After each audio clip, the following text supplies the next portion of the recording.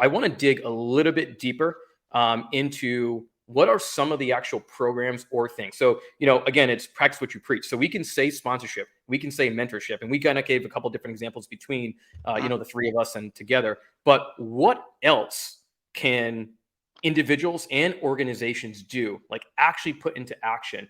Obviously, both of you guys, and we all work for companies that, create different focus groups, which absolutely helps.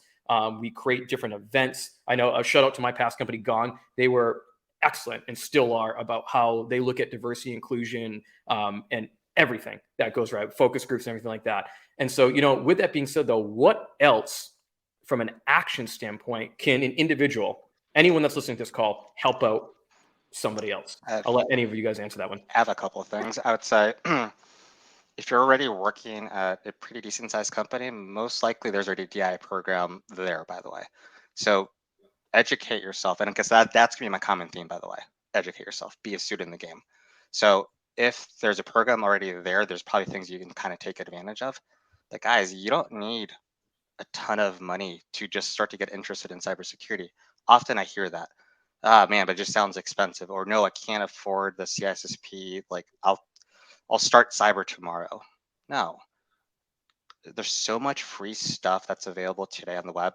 By the way, podcasts like this, whether it's blogs, there's so many things you can subscribe to. Be a student of the game. Like cyber is constantly changing. So you can start there, by the way. There are programs, at least at Mimecast, I don't know if you guys went through this, there was this like level up program too, by the way. So I took part of that. I'm like, oh, people like me, people my skin color actually have the ability to take on leadership roles.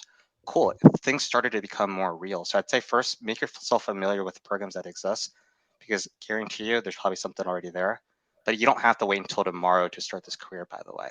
There are things you can do literally in the next 2 seconds and continue educating yourself. That's awesome. Agreed. I'll also say, in addition to what Edwin said, there are plenty of organizations out there that you can join. I'll give a shout out to a few. So, BDPA, Black Data Professionals of America, is one. There is also the National Black MBA Association, and despite the name, you don't have to have an MBA to actually join it. There's an organization or community called Black Girls Hack, and I know I'm specifically talking about organizations kind of focused for Black people, but there are plenty out there for people who may be a part of the LGBTQ plus community, right? And they want to get in cyber. There are communities like that. So that's one of the quickest ways you can see more representation, if you go out and find those organizations and partner with them. And then the final thing I'll say is, no matter how little you think you know more than someone else. Like if you have been at your job for 5 days, there's someone else that hasn't even started yet.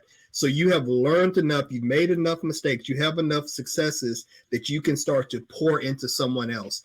I believe if you are a good steward of pouring into others, there will always be opportunities for others to pour into you. So you can't be selfish with your knowledge and experiences. You need to share that with others. And then ultimately, that's going to make us better as a society.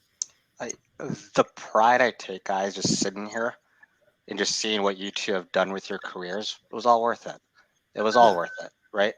And you continue doing that for others. Like, that's the only way that we can do this. Take an interest into your colleagues, and especially if you're going to these summits, and it's a Latino Cyber Summit, there's a lot of those too.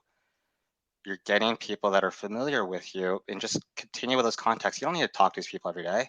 Just, it's a nice little pulse check on where people are going, because by the way, there's going to be work reasons why we also need to continue staying communicated, right? Cyber is a team game. One vendor is not going to solve all of this. So we're actually doing better for the industry as well, as long as we're staying connected here. Yeah, you're 100% right. And, quick little two shout outs as well. I know, Carson, you had mentioned LGBTQ.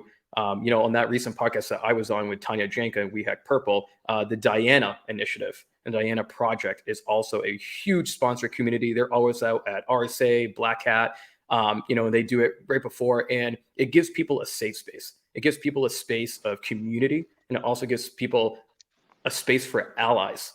right? So, there's a lot of different opportunities for other individuals to come in, to speak, to listen. I think that's also a very key characteristic here is listening, understanding, hearing different valued points, and taking that back and then doing something within your company as well. And Edwin, you mentioned it before, right? A lot of big companies have these DEI programs, right? Where they have the funding, they have the resources, they can put actions. But even for smaller organizations that individuals work for, you can go to your C-level, like, don't be afraid. Go to your board, go to your C-level executives, go to your manager and be like, I think we should look at this program, or we should look about maybe creating, here's something simple, a Slack group channel. Create different Slack groups for other individuals that want to be part of it, right? Give people a space, a free space to talk, to communicate. There's a lot of, we live in a crazy world, right? And If especially someone slaps your wrist or says no to that, I would question that company I'm working for, by the way. 100%. 100%. Yeah, I was going to say real quick, Jeremy, to that, another thing that you can do as an individual is hold your leaders accountable, right? I have 2 daughters, a 9-year-old and a 6-year-old, and they have a way of just, Dad, you told me you weren't going to do that anymore. I was like, hey, okay, you're right. I'm wrong.